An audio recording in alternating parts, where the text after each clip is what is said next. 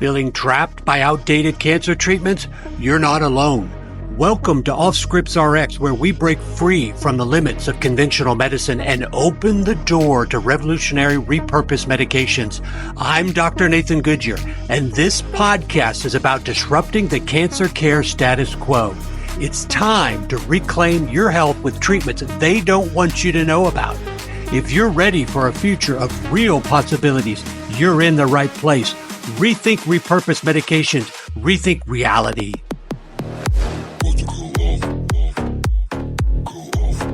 All right, welcome back to another Off-ScriptRx podcast with Dr. Nathan Goodyear and my good friend, Dr. Joe Nowell. You might call us the two mad scientists, if you will.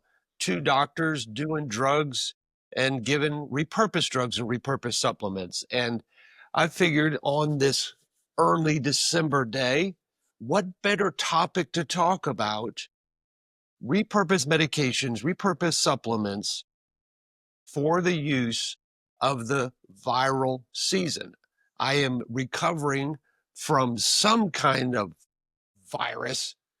And so I figured, hey, let's dive into this topic because I know I'm not the only one. Joe, has anybody walked into your pharmacy and had a virus this season, or am I it? Yeah, no. This is our this is our Christmas. Is this right? your Christmas? Is this your Christmas season?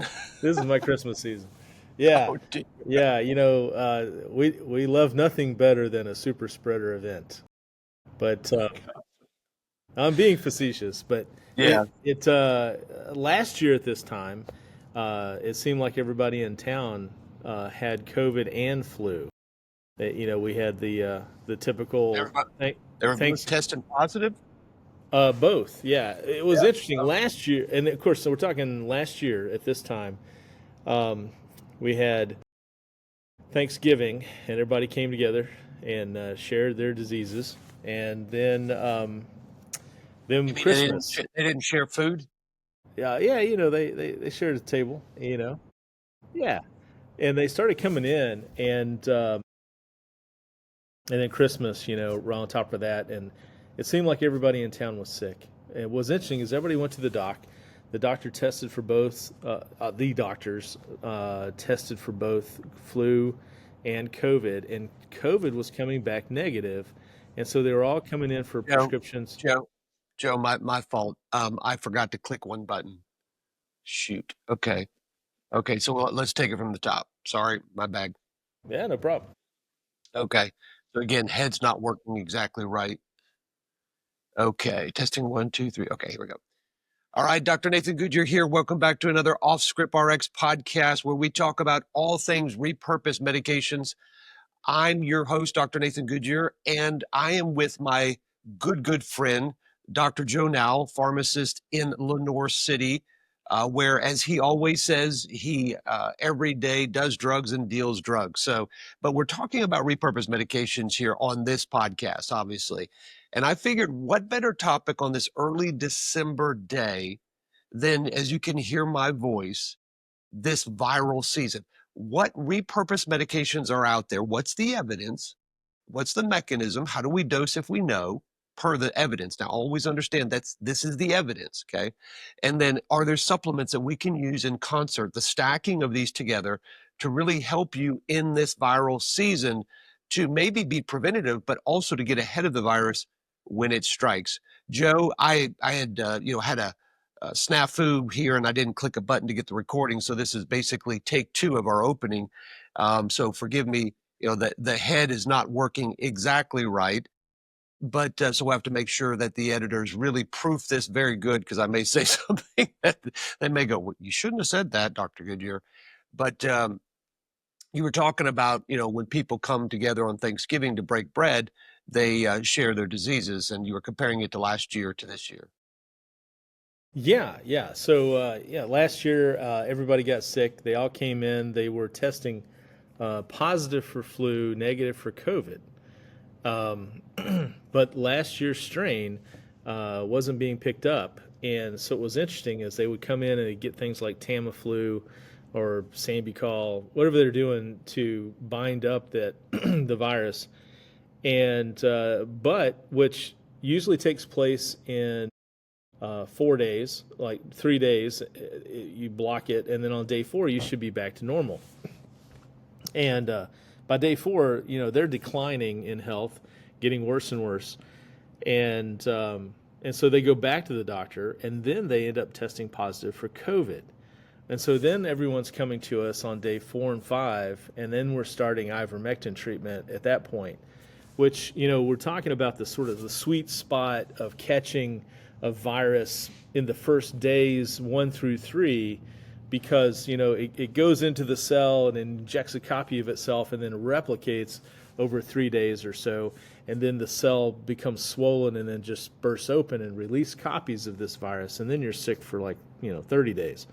And so if we can stabilize that cell, either mechanisms by, which we use the drugs, it's like Tamiflu or Zoflu, or if you want to use the natural stuff, we use Sambucol, otherwise known as black elderberry, and it stabilizes it as well. But it's all centered around this 1 to day 3 window of opportunity.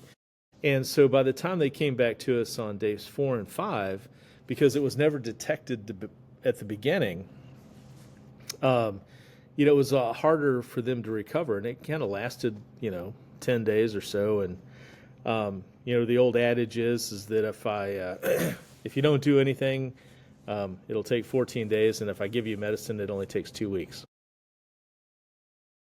So, Hey, 2 versus 14, that's a win, isn't it?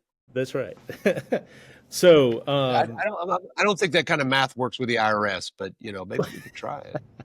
So that was last year, and this year's been interesting. For the last 12, 14 weeks, we've been experiencing some version thereof of COVID, which is not popping up on the detection. People are coming in sick, and the docs are saying, well, it looks like COVID, but it tests negative, but it looks like flu, and it tests negative on flu, which is, now last year flu was testable without COVID, and now this year both of them are testing negative, and so they're kind of scratching their head. And so the first patient that I saw weeks back, she came in sick, talked like a frog, and then that's one of the things that particular strain was associated with some laryngitis. And doc says, here's some Tamiflu. So we put her on Tamiflu. We also started her on Ivermectin at the same time. What's interesting is that neither one of them worked on this patient. And she continued to decline for about 9 days, I think it was. Within those 9 days, she went back to the doctor multiple times, and ER visits, that kind of stuff. Ended up in cefuroxime, I think Augmentin, somewhere along those lines. Anyway, there was 3 antibiotics given. There were 3 antivirals given, 2 corticosteroids, and she continued to decline. And so around day 9, we put her on a albuterol inhaler, which allowed her to breathe, which is the first positive sign we saw. And then we used intranasal spray iodine, and that seemed to help clear up some stuff in her head. And then, and that was about it. She just kind of roughed that one out, and she got better. But we saw multiple patients after that, kind of same scenario, really weren't finding anything that worked. And then a doctor decided to put one of those patients on doxycycline. And then we saw a quick improvement. Just so you know, if you guys run into that, you may want to go there first or early on, save everybody some time and frustration. But about Doxy? Yeah, go to Doxy. It's a really old it's an antibiotic. And it's interesting you say that, because this virus has kicked my derriere. I mean, it's been tough. You can ask my wife. She's like, I'm ready for you to get better. I was like, Yeah. I'm ready to get better. I mean, Yeah, but yeah. And so, I've had to keep working. But Doxy, amongst vitamin D and vitamin C and everything else I've been doing, that's the antibiotic I put myself on. But it's a antibacterial. But here it's being repurposed as an antiviral, or maybe there's a superimposed bacterial infection that has come on top of the initial viral, maybe. right, a lot of bacterial infections will have a viral base, but what we've found, or we haven't found the right, antiviral type activity. And in this particular case, the ones that we've run into recently have been responding to Doxy. The problem is that I don't know of anyone that's actually given us a diagnosis. It appears to be a virus, but it's only responding to doxycycline. So it's like, well, okay, we'll just use that. Doxy does have antiviral activity, and so that may be the situation. When we FYI, use it let me in dengue pause you virus or there just a something. little bit. Now Go that's ahead. not her behind you, is it? That's not Skelly behind you. Oh She yeah, recovered, right? Oh, she recovered. yeah. No, that's a different patient. That's a CVS patient there. Yeah, that's right. Um, but So, doxycycline is a repurposed medication for cancer as well. When you look at in vitro research, doxycycline plus high-dose IV vitamin C has been shown to be very helpful in bone metastasis and cancer stem cells. So just know that, these repurposed therapies, they're going to have broad and crossover. And again, you'll check out the show notes. All the references are going to be there. So, if what we're saying here is what's in the evidence, okay? We're not telling you what to do. What we're doing is empowering you to engage in your own healing and preventative strategy for wellness. Here, it's about the viral season, so using these as an antivirus. So that's great, Joe. We didn't even script that, and you brought up something that was great that I was doing, and it allows to show the crossover of these repurposed therapies, and also too, this is the value you get.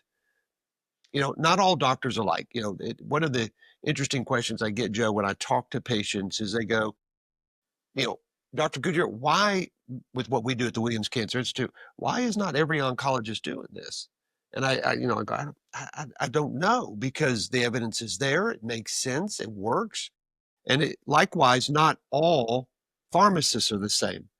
But when you engage with a pharmacist like Joe Nowell, at the Fresh Pharmacy in Lenore City, what you're going to get is you're going to get a pharmacist that has just a few years of experience, right, Joe? Just a few.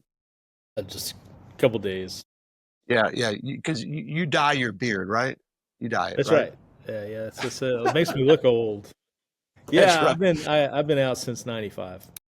There you go. So, and he has a lot of, but your experience is really in the engagement of the patient, though, because, when I first got to know you as a pharmacist, how you worked as a pharmacist is very different.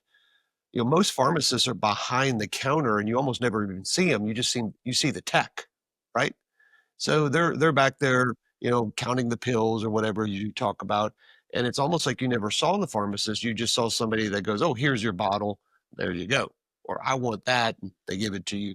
But you would engage with the people, listen to them, talk about them, and actually help them to devise a strategy that would, use supplements and repurpose meds along with maybe some other therapies that have been prescribed to them by their doctor, and actually work with their doctor to bring those together to bear for the betterment of the patient. So I think that's worth noting for you and what you do.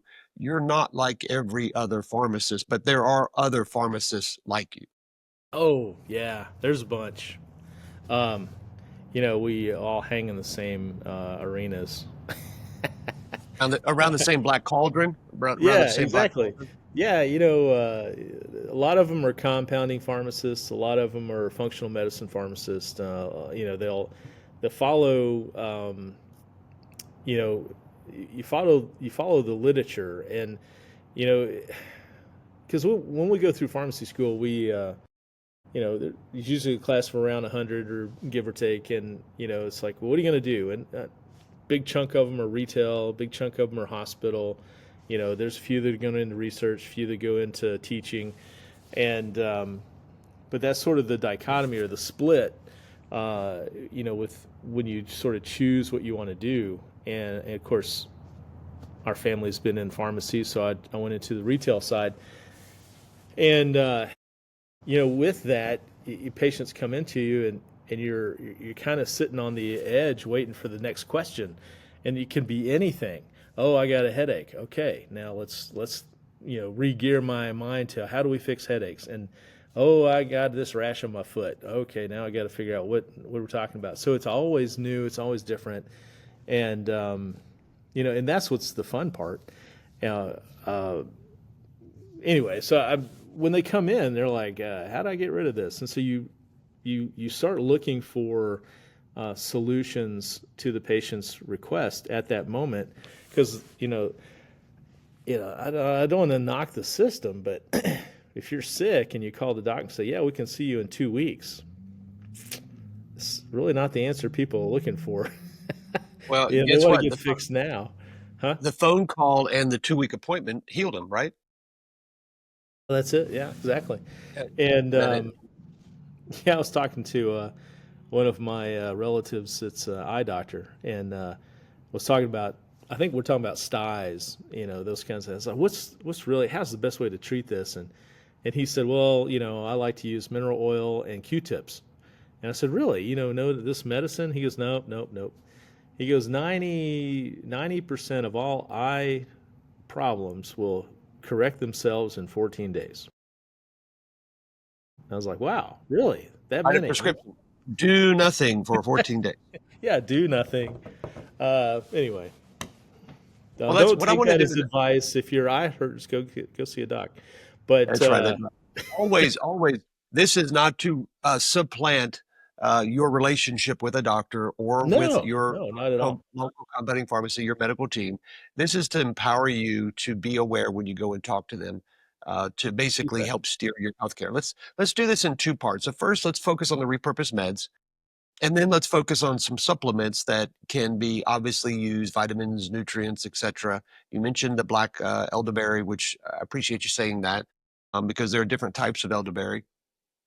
But let's break it up into those two components. So first, what let's do is let's focus on the repurposed meds, and what people are going to find here. It's so interesting. You're going to find this common thread that, in cancer. I actually did a post here recently, Joe, where somebody was talking about cancer is a parasite. And they were talking about it as if it really was a parasite, like, alien, like it was a liver fluke or tapeworm. It's like, no, no, no, no. But parasites can't cause cancer. The World Health Organization, irregardless of how you feel about them, the research is very clear. There are grade 1 carcinogenic parasites. Again, liver fluke and cholangiocarcinoma is one such example. But when you look at viruses, it's in a similar picture that so many viruses can contribute to the causation of cancer. In fact, there are 8 World Health Organization known carcinogenic viruses. I would say there's actually 9, okay? And it's one you've heard of called SARS-CoV-2, COVID-19, and who knows what number it is or variety it is now, because we have a clear definition of what a cancer-causing virus looks like. But here, and when you look at the repurposed medications, they target cancer, but so many of them are antiparasitics. But what you see crossover here is so many of them are antiviral. I mean, these antiparasitics as repurposed medications, they have such broad influence. Repurpose as cancer, repurpose, well, primary as a parasite, then repurpose as a viral. So give me some of your top go-to repurposed medications for a proposed virus, whether it's known or not. Well, the ivermectin is our number one. That's right there. Now, prior to that, we used to use some other antivirals, standard stuff like valseclavir or acyclovir. but the ones that have moved to the forefront are definitely ivermectin and hydroxychloroquine. There's a couple of others that do exist that I have very little experience with, mainly because it's not not affordable, or there's no demand on my end to see these meds used, such as niclosamide. Are you familiar with that one? You talk about niclosamide, yeah. I pronounce Niclosamide, it. yeah. Nicloside's the brand name, and Okay. yeah. So that one, It's not really available, is it? not in the I can't. U.S. Yeah, Yeah, if I that's prescribe it, it won't be filled. That's right. And the other one that we see like maybe twice a year is something called Alina, otherwise known as nitazoxanide, or I think that's about as best you can Yeah, pronounce it, unless you have a different pronunciation. what I say all the time, Joe, is that nitazoxanide, is whoever come up with the names of these drugs, they should be tarred and feathered. They really should. Drive through the street, tarred and feathered. Potato. These names are ridiculous. Yeah, it's ridiculous. The names that they come up with are ridiculous. Yeah, and the reason this one is really not used in my realm is it's almost $1,000 for 6 tablets. So, it kind of prices itself out of the market on my end. But That's a bad issue. if you had insurance, I'm sure insurance would knock down the price to some degree. But it's treatment for protozoal infections. So I mean, let me run through these real quick, and then let's hit go ahead. those ones that you talked about. Nitazoxanide, which clearly that's going to be tough to come by. The hydroxychloroquine, and of course chloroquine, because hydroxy is a derivative of that. But remember, both of those are derivatives of quinine. Ivermectin, niclosamide, great antiparasitic, great antiviral here, repurposed medication is anti-cancer. And then, fluoxetine, which is interesting through my research. I didn't realize that it's been shown to have some antiviral, but I wouldn't put up there as the top. But when you look at the nitazoxanide, hydroxychloroquine, ivermectin, hydroxychloroquine, these are all antiparasitics. They're all antiparasitics. Yes. And I was looking at something I had run across before, an article written in 1887, since we were talking about cancer and parasites. You must Did you have see? that chiseled on Did stone you outside. see this thing? It was New England Journal of Medicine in 18 something. No, I have not seen that. Protozoa in cancer. The many striking little bodies which have so long been recognized as a characteristic epithelial cancer under the name epithelial nests, globus heramiquis. Anyway, Yeah, I think have recently been studied with renewed interest. Anyway, my point was, and I thought it was more interesting than that, but there was discussion of this parasitic approach at cancer way back in 1889. Now, the fluoxetine, back to one of the drugs you mentioned, I thought was real interesting because we use a lot of fluoxetine, mainly for depression.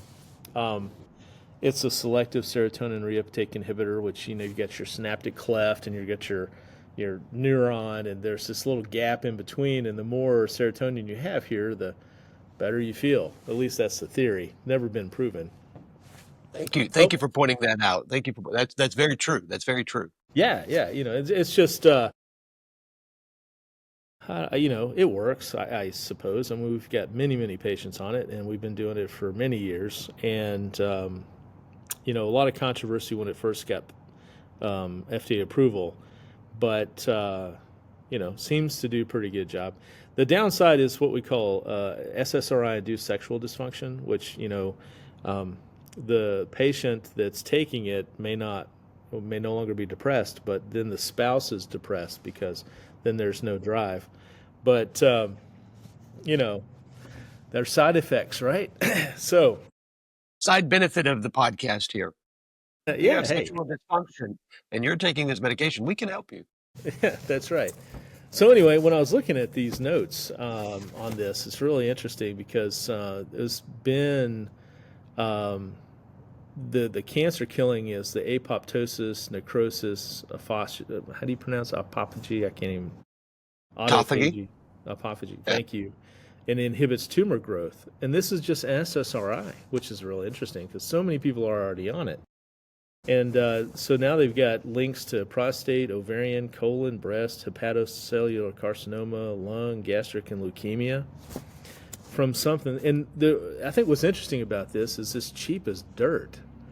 Compared to that Alina that we were talking about where they want not $1,000 for 6 pills. Here we're having something that's, it's almost free. It's very inexpensive. And it can be used as an adjunct with cisplatin, which I thought was interesting. Most medicines that we run into contraindicated with cisplatin. And this one actually enhances cisplatin's effect. So that's something you guys may want to play with and see if there's a way to manipulate low-dose therapies by enhancing their effects by mixing them with stuff like this. Just a thought. It's a great thought. The stacking of therapies is always something that we're exploring, looking through all the research to see how therapies work together, because there's no one answer to cancer and there's no one answer to cancer treatment. So we have to recognize that. But here there's a connection between viruses and cancer. Clearly, viruses cause cancer, as I mentioned. Just as I said, parasites cause cancer. So it's an interesting connection between the three. But so much of what happens in viruses, and this is why we saw that dreaded word, turbocancer, which is real. It's simply describing, in a world of pronouns, we can't use adjectives, but we're simply describing what we saw, where this virus actually accelerated cancer growth. Now, that shouldn't be a surprise at all, because viruses are known to cause cancer. As I mentioned, what happens is you get the incorporation of the genetic material of these viruses into the cancer cells. And what happens is the cancer takes on the properties of this. What I always say is look at a parasite, look at a virus, look at cancer. What do they have in common? Let's see. They replicate fast. Well, that's interesting. All three of them do that. They grow fast. Well, that's interesting. They spread and they evade the immune system. It's like, wow. Well, The biggest problem is that they don't die. Yeah. So what happens is the cells are incorporating some of the processes of these parasites or viruses, as well as some of the survival benefit. And it's not too dissimilar from a mutation, where people go, well, I don't have the BRCA, but why does the cancer have the BRCA? Well, because it mutates, and that gives it a survival advantage. And so what it does is it doesn't create anything new, but it's going to take advantage of that which is around it. But let's get back to the viruses here. So let's focus on that ivermectin, because I know that in Tennessee, you're able to actually, provide that to the patients. And here I think is a good point that you've already kind of touched on with that patient, Joe, is that timing here is so important. Because if you wait many days, this is why for me, I thought it was allergies, because, in the desert, this time of year, during the summer, everything's dead. It's really tough to have a lawn service here in the desert, because everything's dead for 6 months out of the year. But for the other 6 months, everything's blooming, but it's the opposite what you're used to in East Tennessee or maybe other areas of the country. Yeah. And so this time of year, allergies flare. And so for me, I thought it was allergies, but then it was like, oh, shoot, about 4 or 5 days in, it was like, this is not allergy. This is cold. This is a frank cold. And I missed that window. Yeah, it's a common mistake. We see a lot. People think exactly that. And what we're trying to tell them now is, because you can't hardly tell the difference. You may have pneumonia, RSV, the head cold, COVID. There's 5 or 6 things that all seem to have the same kind of outcome. We used to say, look, if you woke up with a fever and you felt like you've been hit by a bus, you've got the flu. But now it's kind of like, well, it could be this, it could be that. So we generally say, look, if you feel bad, start treating. And since most bacterial infections have a viral base, start with an antiviral. And so I like to start with black elderberry or sambucol, um, to be on the safe side if it's a flu type thing, because that just stabilizes it for 3 days. And then what we've seen when I started describing last year, um, the inability for us to detect the COVID until Yeah. like day 4. Well, this year they haven't been able to detect it at all, and either that or the flu, and so they're kind of randomly treating people, and so we've seen a lot of illness kind of start to pick back up, and so it's like, okay, well, um, so my recommendation for some of the patients that have come in, and it's something I've even started doing because I generally don't take medicine long term unless I feel like it's necessary. In this particular case, I did, where I take one capsule twice a week of the ivermectin as a preventative maintenance dose, which is the standard maintenance dose for prevention of COVID, based on your body weight. I generally like this kind of conversation face to face is how our immune systems develop off of each other, and so and I have what we call a occupational hazard, right? So we talk to people that are sick every day, and eventually it hits you. But your immune system gets stronger and stronger as you get exposed. In this particular case, if you go back to, and these are just my thoughts, and you can tell me if you disagree or not, I don't mind. But July of 2020, when we did not understand what COVID was, they chunked, scientists or whatever, put a bunch of data into the supercomputer 20 miles up the street here at Oak Ridge, Tennessee, which is the second fastest computer in the world. And they said, here's all the stuff. What do you think? And it took 4 days. I think it was 4 days. And it spit the answer out and says, I think COVID is this. And it gave us this sort of example of, it suggested a certain mechanism. And I think it was associated with bradykinin at the time, and a lot of people were debating that versus cytokine. And but it gave some suggestions. But one of the interesting components of the article that was written, and you can go look it up and you'll find it, again, July 2020. Hey, Joe, send that to me. I'll put it in the show notes. Okay, yeah, I'll dig it up and get it to you. What was interesting about it was, I don't know if I lost my train of thought. Hang on a second. That's okay. It'll hit You me. need to know nootropic. So Oh, yeah. So what they were saying is that it was a camouflaged virus. So it gets into your system. Now, you remember, this is early. This is like phase 1 that we're trying to figure out. Now, this is just prior to Delta, or the Delta mutation. And so it gets into the system. It's in your system, but you don't know it. It's moving around, putting ACE2 receptors all throughout the body. And then after about 7 days or so, it says, I'm here, and then turns and attacks those ACE2 receptors. And then you're sick as a dog. And so we're speculating, since they're not responding as well, and then they're sick, but they're not being diagnosed with it, then logic dictates that if it's in your system ahead of time, because we don't know when you're getting exposed. And even if you are exposed, you're not going to have any symptoms for at least 4 days. Right?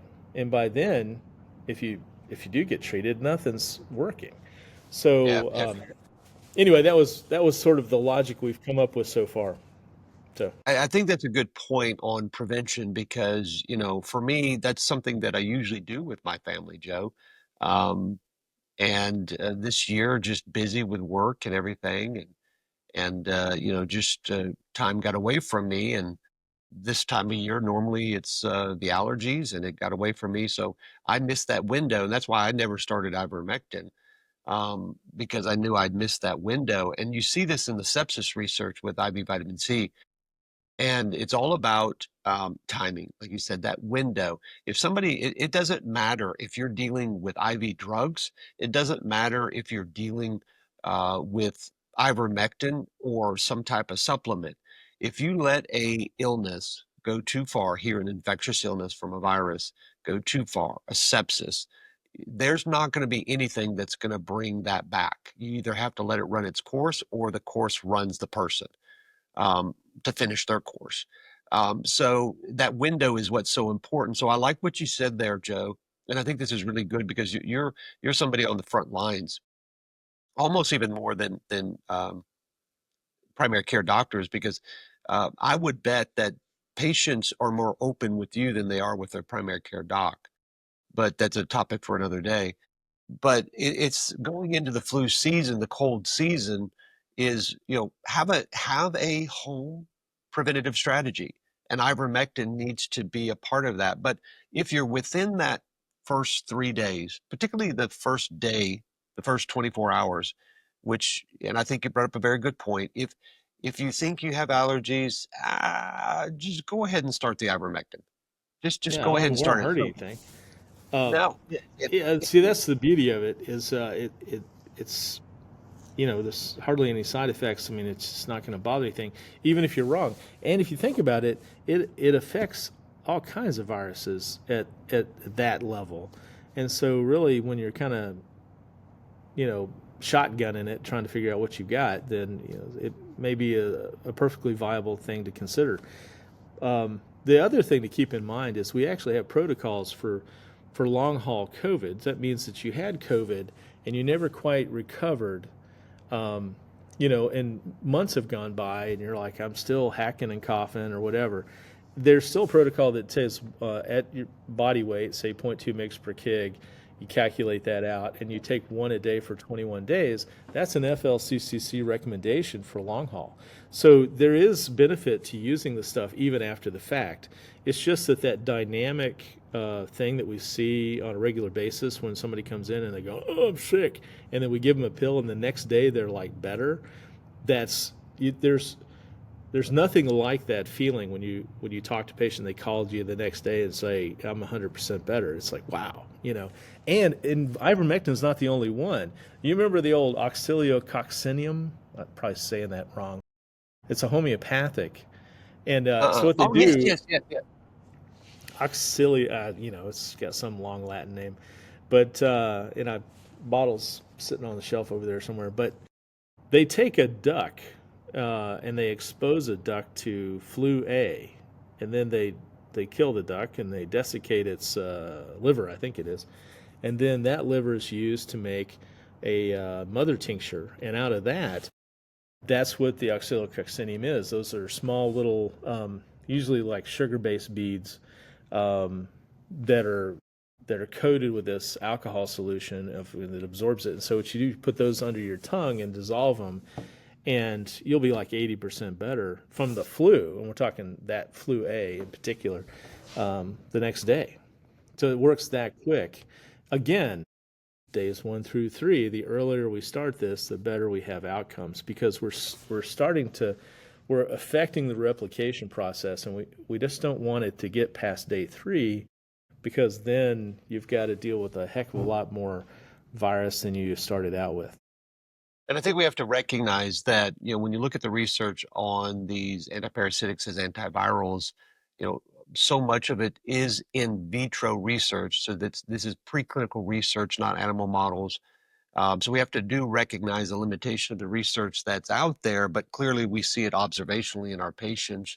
And with ivermectin, it's really in one way, it's inhibiting the nuclear transport of the viral proteins. And so, the ability of the virus to replicate and spread its process, if you will, locally and then actually systemically. But, if somebody's on a maintenance strategy, as you described, and then they start to notice that they're progressing, you brought up the FLCCC for long COVID, and that's a very similar acute treatment strategy, 0.2 milligrams per kg, which you can do, and take it out in divided doses and do so in a very safe manner to really alleviate and shorten that window of the illness. And I think, it's all about the timing. Again, these therapies can be effective. Just like you can take Tamiflu, you can take acyclovir, valacyclovir. If you miss that window, it's just, you're just gonna have to let it run its course. Yeah, exactly. Well, I mean, if we're talking about, say we're talking about you and your head cold, the virus, the symptomology is pretty much how we treat it. If we can't catch it on the early end, then we have to get into symptom management. Yeah. And that's where I like, Then help the immune system to let it, help the immune system run its course in oh, yeah. its normal way, but alleviate the symptoms. Yeah. Yeah, and sometimes we do revert to simple things like diphenhydramine, um, Well, and I added mucinex. You know. I added doxycycline. Okay. Yeah, we'll come back to that. Hold to that mucolytic. Well, let's talk real quick about hydroxychloroquine, because that's another great antiparasitic that's had a lot of, fame, if you will, over the last 4 years or so. Um, do you use as much of that? Probably not compared to ivermectin, right?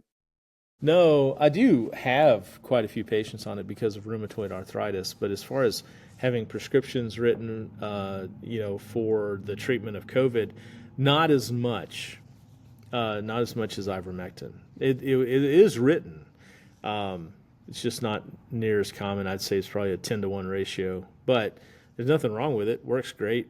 But in Tennessee, you can get the ivermectin without a prescription, but the hydroxychloroquine does still require a prescription. So that means that the whole go to your doctor and get a prescription process has to be involved. So that another rate limiting step there. Now remember, hydroxychloroquine originally approved for malaria and then lupus and rheumatoid arthritis. Dr. Joe and I talked about this in a previous podcast, so check that out. So the hydroxychloroquine is working a little bit different than the ivermectin in that it's inhibiting viral entry, so entry of the virus into the cell. That's the environment it needs to replicate and engage with the cell's components, if you will, to protect itself. And it uses that machinery of the cell to replicate and survive until, like you said, the cell bursts and boom, out it goes. And then it also inhibits, it's been shown again in vitro to inhibit the viral replication of the coronavirus. Dengue fever and some other viruses that, probably not going to encounter here in the U.S. But, so Yeah, these you're talking are, about these are going, chikungunya. yeah, Yeah. yeah, yeah. So, it's like, okay, yeah, I wonder where that was. But, these are real repurposed medications that have real antiviral therapy. Yes, limitations on the research, but these are fairly safe. Ivermectin, obviously, the side effect profile, the toxicokinetics, very, very safe. Hydroxychloroquine equally as well. Hydroxychloroquine was really maligned during the pandemic as this unsafe product, and I really wonder if they were intermixing chloroquine and hydroxychloroquine to just create fear. But it's really caused people to, almost like a Pavlov dog. People hear hydroxychloroquine and they freeze. It's like, no, no, no. This has been around a long time. I think, what was it originally approved, like 1955 or something like that? So, if hydroxychloroquine was such a dangerous medication, it would have been removed long ago, long ago. Yeah. But when you look at the dosages here, again, this would have to be on a prescription.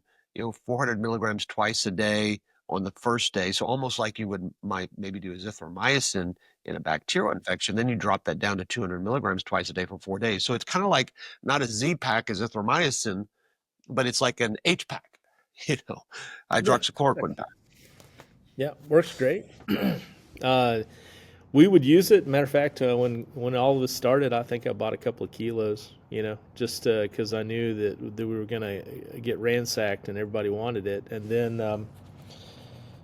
then false flag company out in Nebraska, I think it was, came out and said that they had information that there was, false data. And so they caused New England Journal of Medicine to print a redaction on that, which allowed the vaccines to go through the FDA for that EUA approval.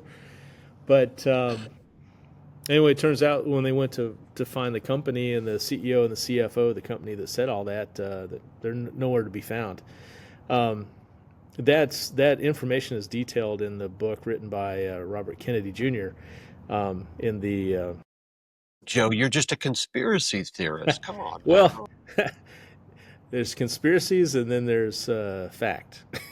That's right. And they're called conspiracy theories before they become accepted. And around here, the difference between a fact and conspiracy theories is about 6 months. And Yeah. yeah, so he documents all that stuff in his book, The Real Anthony Fauci. So if you haven't read that, then I would certainly recommend it. It's an excellent read. And he breaks down a whole section on hydroxychloroquine and a whole section on ivermectin and a whole section on AZT, and shows specific behavioral pattern by one particular individual that's clearly run by money and not by decisions on enhancing health. But that's just me and my assessment of my Joe Now book club. Yeah, so maybe you should start a book club there, Joe. The Joe Nowell's book club. So that'd be interesting. Yeah. Maybe Conspiracy. not quite as big as Oprah's, but probably Yeah. more relevant, right? Probably more relevant to your daily life for sure. Well, I you think mentioned, so. We mentioned. Well, no, I'm getting off on a tangent. We'll talk about this some other time. Back to yeah. well, you There's so mentioned, you much we can mentioned, talk about. yeah, There's that's great. But you mentioned mucolytic, so I want to make a pivot yeah. here to supplements, because people will go, supplements being repurposed, what are you talking about? Hmm. So, but you mentioned that mucolytic, and we'll come back to the others. So I want to give people just some quick takes on some supplements that are really effective here. Obviously, zinc, vitamin D. You mentioned black elderberry, uh, N-acetylcysteine. That's the one I want to start off with because it's a great mucolytic. Quercetin, curcumin, green tea extract. So there's several of these that can be very effective. But let's land there on that N-acetylcysteine. A lot of people will take this for detoxification support. It's a precursor to glutathione. You hear about a lot in IV clinics, what they call the drip clinics. But the evidence on this N-acetylcysteine is it reduces influenza symptoms, and it shortens that length of the illness, and it reduces the severity in the elderly population. Now, this has actually been shown not in vitro, not in vivo, but actually in human clinical studies. So here we're actually stepping into a stronger level of evidence, but this is a supplement, but it's a mucolytic. So what can you touch on that a little bit? Um, yeah. N-acetylcysteine. We use that like acetylcysteine. That helps bring down that mucus, especially in surgeries. We've done like eye drops and nasal sprays and all kinds of things. Especially the head and neck guys, when they have to work on somebody, they're trying to prevent a lot of production of mucus during situations where they don't want that stuff, having to constantly be sucked out. So that's some of the things that we've done with it. Um, basically you've got mucus that's the consistency of glue, and we prefer it the consistency of water. And so from that standpoint, I use a lot of guaifenesin, but you can get the same effect from acetylcysteine as well. And Typically, breaking most that up. people dose that. Yeah, Go typically ahead. most people dose about 600 milligrams, I think, and that's kind of what you see most of the supplement forms in here. We're probably talking more about 1,200 milligrams, but again, this needs to be under the guides of a medical provider that can guide you on this. But understand, it also inhibits viral replication, and it does modulate the immune system. It reduces the severity of symptoms in human studies. So this is not something that we just have to focus on a petri dish. There's actually human research that suggests it's mucolytic and its antiviral potential, and it's available right over the counter. Yeah, exactly. You can buy it off the counter. Guaifenesin as well, and both of them are over the counter. Um, you know, this one's the more natural version. Guaifenesin's, but both very safe. Um, dosing wise. So But I we'll talk about black elderberry because you've touched on that quite a bit already. That yeah. seems to be a go-to for you. It is. We use it quite a bit. Matter of fact, I'm out. I need to order some more. But it does sell more in this period of time. But the whole idea was just stabilization of the cell. Even if the cell gets infected, we just don't want the cell to rupture and then continue to release copies. And if we can inhibit that, that's pretty much what happens. And if we can catch that again, we start dosing on days 1 through 3. then by day 4 you're fine and you go about your business. So it's that simple. It's nice and safe, and it's easily accessible. It's affordable. So safety profile is significantly safer than Tamiflu, in my opinion. Yeah, and it inhibits viral entry, very important. Replication, as you mentioned. It reduces even cytokine production. Cytokines are those inflammatory signals, which you heard a lot of during early COVID, the cytokine storm, where the virus triggered the immune system and the immune system went nutso. And it was that immune system off track, if you will, that really created a lot of the damage associated with it. So elderberry, the research, again, check out the show notes for supporting evidence. It reduces the duration and severity of influenza symptoms. So, Joe, I think you touched on this very appropriately early on, is in flu. That's really where you use the elderberry, is in the flu. Where we see most of the activity, yeah. Like, for instance, I was just looking up my notes here. The 1,200 milligrams every day, is an adult dose. So that's... and then the kids, they have different doses, and also you just have to watch what you get, because you have liquids and gummies and powders to add in water and capsules. And so a variety of forms, and they're all different concentrations and different strengths. And so you really need to determine what your dose is that you want per day, and then make sure that you know what you're taking when you pull the stuff off the shelf. Make sure that you're not going to use too much or too little. But this is why it's so important to, I think, have a integrative practitioner and a compounding pharmacist as part of your medical team. And if you are in the East Tennessee area, obviously you can see Dr. Joe Nowell yourself, and Skelly there in the background. But you can also give him a call, and we'll get him to give out his information here in a moment. One of my favorites, Joe, as both a cancer perspective, but also a immune supporting perspective, and antiviral, is vitamin D. It's something that's so easy that people forget about. But one of the things that I tell patients as we go into the fall and winter season, we're just talking to a cancer patient up in Canada yesterday, doing very well. So shout out to you. You know who you are. You follow us on LinkedIn. So I saw you liked our post last night, so thank you very much. But he said, well, I guess I should up my vitamin D, right? And so he was in his car, because he's in Canada, and there's all this white stuff in the background, right? Snow. And I was like, yeah, you're not getting much vitamin D exposure. But during the fall and winter months, it's a great preventative strategy, like what you talked about with ivermectin. You really just need to kind of up your vitamin D dose, or just take it daily as a immune support. It's just that simple. Yeah, I remember talking to you, I don't know, 20 years ago, 15. I've lost count. And one day you're like, hey, we're talking about vitamin D. Because I remember when that happened. So if you go way back in, 95-ish, 96, 2000s, I can't remember now, but you remember there was a craze. It was high dose, mega dosing of vitamin E. Remember that? Yeah. Okay, Yeah. so everybody's like, ooh, and they were taking high doses of vitamin E. And so they did this little study. I think it was a doctor study. But anyway, they took these high doses, and then they were just dropping dead. And of course, I'm exaggerating the story, but they said, ooh, that's bad. Let's not do that anymore. And so we backed off to around 400 IUs a day, and that seems to be the dose we stick with. Very, very, very seldom do we see anything higher than that.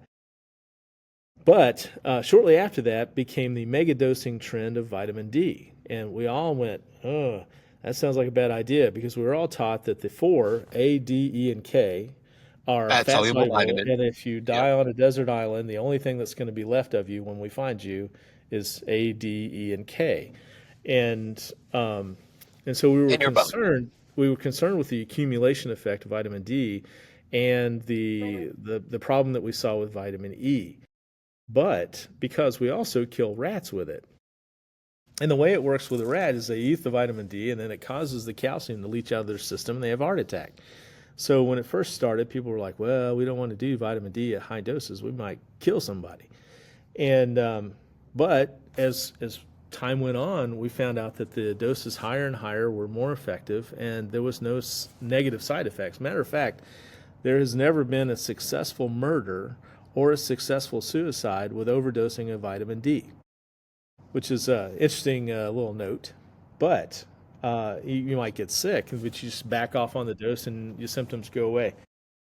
But Joe, the forensic pathologist, the criminal forensic pathologist. So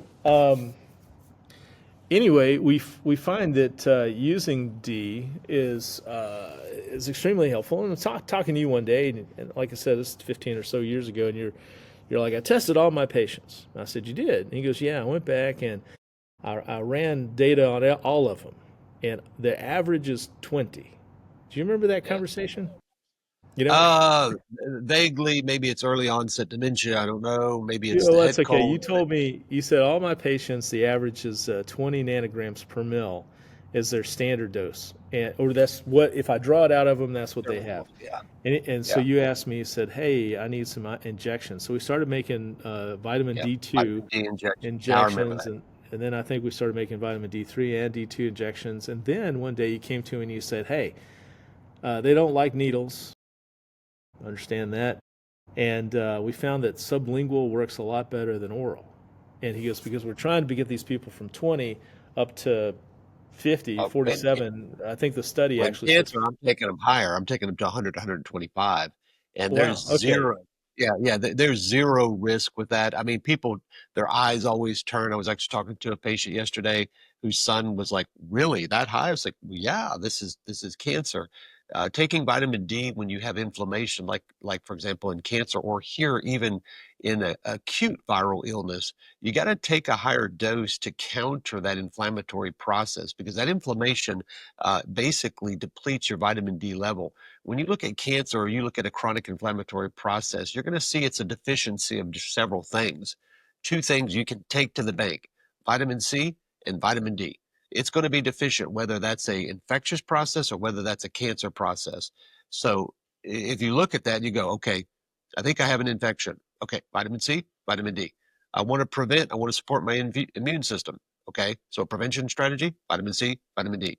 I mean, it really, it's oversimplistic, but it's pretty accurate.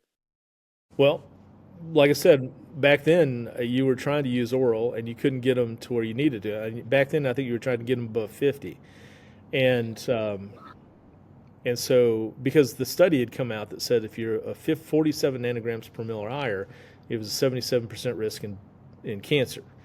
And so we rounded up to 50. So we're trying to get somewhere between 50 and 70 nanograms per mil. And the oral capsules weren't really getting us there. And then you came to me and said, hey, I found that the sublingual works really well. So we all switched to sublingual, and people would just get right up to 50 and 70 with no time flat. And that's, in my opinion, a very effective way to do it. I sell lots of oral D and D2. I'm sorry, K2 mixed with D3. And but that's that study you're referencing. That's an epidemiology study. I've forgotten about that study until you just mentioned it. It's about looking at people's level and then their risk of cancer. So that's a great shout out from the past, if you will. So vitamin D, it's great. It's great for the immune system. It reduces inflammation. It modulates cytokine production. But it reduces, I love this because this is great as a prevention strategy.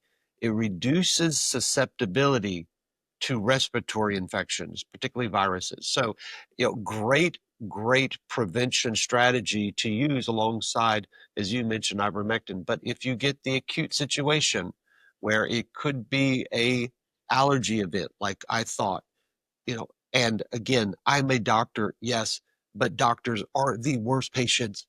And so what I did not do was start my strategy. I have the strategy that I typically do. It's vitamin C, it's vitamin D, it's ivermectin, and it's NAC. And it just got away from me. So now I am taking 20,000 units of vitamin D daily right now, and I am taking NAC 1,200 milligrams now, and I am better. Now I'm doing other things as well. I'm taking the doxycycline, as I said, but if I had started these earlier, I think I may be in a better situation. But vitamin D is great prevention, but it's also great in treatment. And I always tell people, check your vitamin D. I know your doc's not going to check it, but check it. You have to check 25 hydroxy vitamin D, but check it to know where your level is. So, and people go, well, Oh, that's how do I know what to dose? Well, you check, you treat, and then you recheck. Because so if somebody comes to your office with diabetes and you say, well, let's put you on let's put you on metformin. We're going to put you on metformin, and then the patient goes, right. So then I'm cured, right? My glucose is going to be fine, right? No, we've got to institute some other strategies, dietary, lifestyle, and then, come back in a month and let's recheck that fasting glucose. Oh, you want to recheck it? Wow. Why would we do that? Because we want to make sure it's better. Mhm. We don't need to change the dose. Same thing applies with vitamins. Vitamin Well, D. in Check it. particular, vitamin D, the only way you're going to know what your level is somebody draws your blood. So Exactly. I don't know of Yeah, any other way. exactly. And so every time you go to the doctor, which could be maybe if you're lucky twice a year, every time they stick your arm with a needle, go, ow, give me a D. I want, you got Was to that give ask me a for it. beat? Is that give Yeah. me a beat or give me a D? Give me my D3 level. You got to ask for it because they may not test for it. They're going to draw your blood, do a Chem 20 or whatever, they're Chem 50. But if that's not part of the standard, you got to ask for it. So you got to say, hey, look, every time you draw my blood, I want to know my D3 level. And then that'll tell you because you need to maintain that a minimum 50. If not, in your case, you want these patients up near 100. We generally recommend people bounce around 70. But you know what I do? What I do, Joe, is in our cancer patients is I will routinely in the fall. I actually counsel them that in the fall, up your vitamin D levels, up your dosing. And so I've become very comfortable with vitamin D levels running higher in these cancer patients. And so up those levels through those fall and winter months, especially when you're more northern in latitude, right? So down here in Arizona, where like yesterday it was 78, it was glorious. Absolutely. And here's the interesting thing. When I get out, like for example, when I have this cold and I get outside, clouds are rare here. So as snow is rare in East Tennessee, clouds are rare here. So, when we have clouds, people get out and drive and go, ooh, oh, I'm just kidding, but that's about true because we just don't see them. And rain, it's even worse. Rain would be like East Tennessee getting a foot of snow. It's like a record book. Wow, we had rain because, I've been here now many years and there have been times where we go 6 months without a drop of rain. But when I go outside and I walk, just outside, if I have a cold like this, the sun exposure, you feel better. You feel better. Now, some of that is obviously the light, the sun, but some of that is that sun is activating vitamin D. And so understand this is real life stuff, and it has real strong evidence behind it. Let's end with this one because there's so many things that we can talk about. But vitamin C, it's there was a beautiful study. It was interesting. Hey, Fox News, if you listen to this podcast, thanks for catching up on the latest science. I dropped a podcast on my other podcast called Prescribed by Dr. Nathan Goodyear. And I was talking about a study that came out looking at IV vitamin C and Gemzar and Abraxane in stage 4 pancreatic cancer patients. And they found that it doubled overall survival from 8 months to 16 months. Now, counter that to a recent study looking at a new therapeutic in pancreatic cancer, and it increased survival rate just a little bit under 2 months. And who knows how much that one's going to cost because that's coming from pharma. But vitamin C increased from 8 to 16 months. So, vitamin C is that kind of flagship of natural, holistic, and integrative medicine. And so I don't want you to forget about vitamin C here, but there's a difference between oral and IV. Okay. And Yeah. you probably have vitamin C there for your clients, right? Oh, well, yeah, we have the standard, vitamin C, oral capsules, tablets, all that kind of stuff. But it is true. There's a limitation to the oral version of dosing vitamin C. If you're lucky, you can make it to 10,000, but the only way you're going to get to 20,000 is if you stabilize with folic acid. That's rarely done.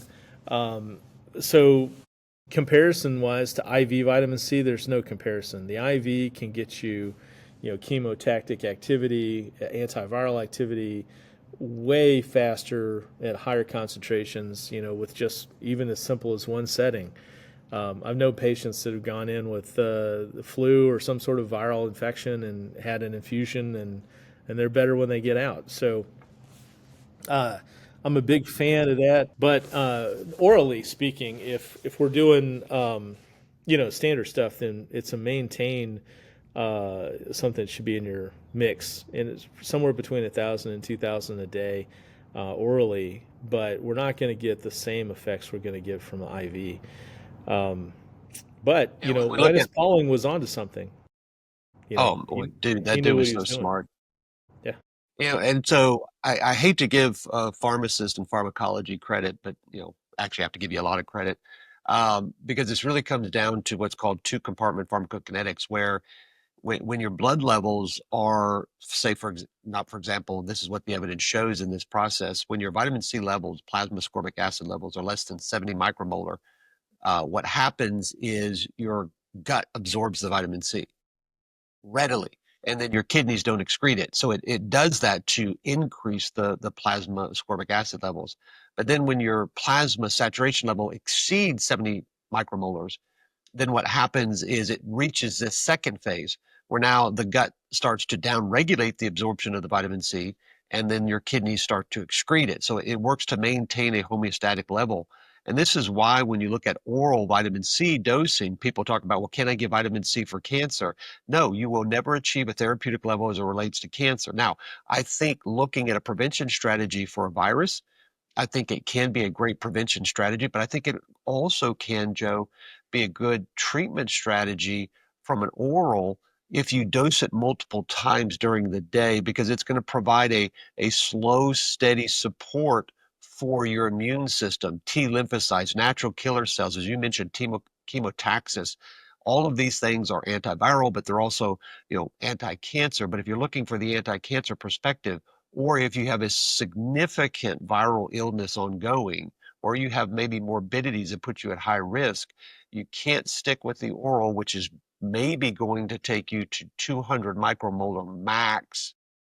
If you look from a cancer perspective, it needs to be at least 1,000 micromolar, but most likely much, much, much higher. But in acute viral illness, the IV, 25 grams, maybe max 50 grams, would really have a significant immediate impact versus the oral.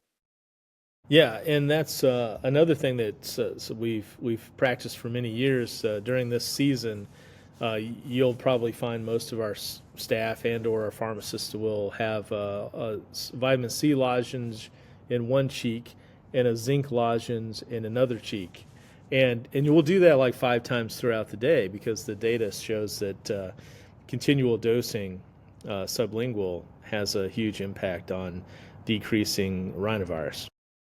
Yeah.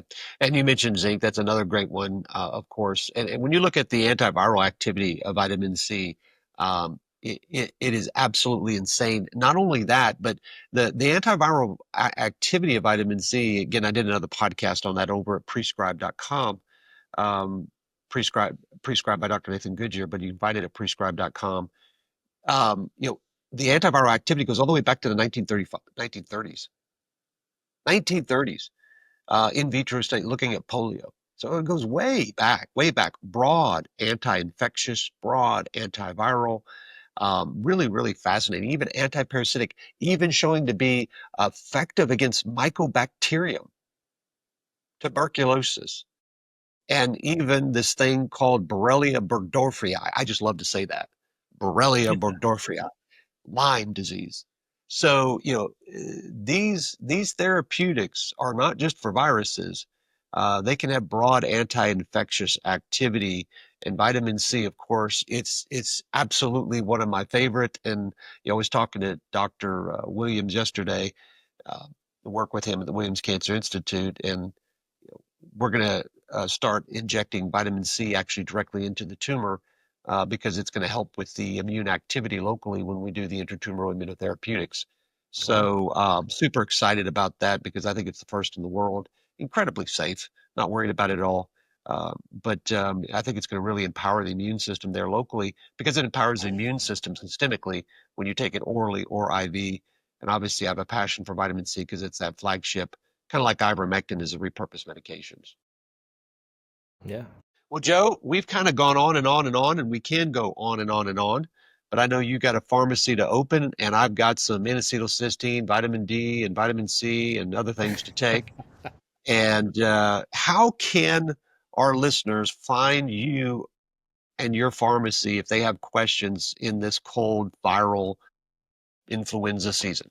Yeah, it's real easy. We're a fresh pharmacy in Lenore City, Tennessee. And my website is freshdrugs.com. And telephone number is 865-988-0000. Or as we like to say, 988, ooh.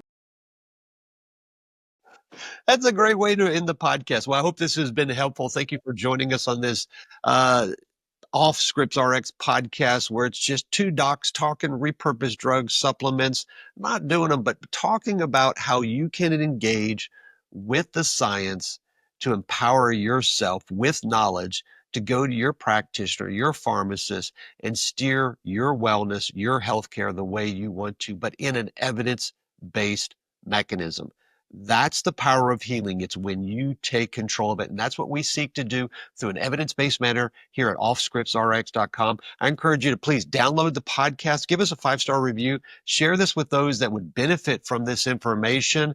And of course, find us over at off-scriptrx.com. And we look forward to seeing you on the next podcast. That's the Off-ScriptRx podcast.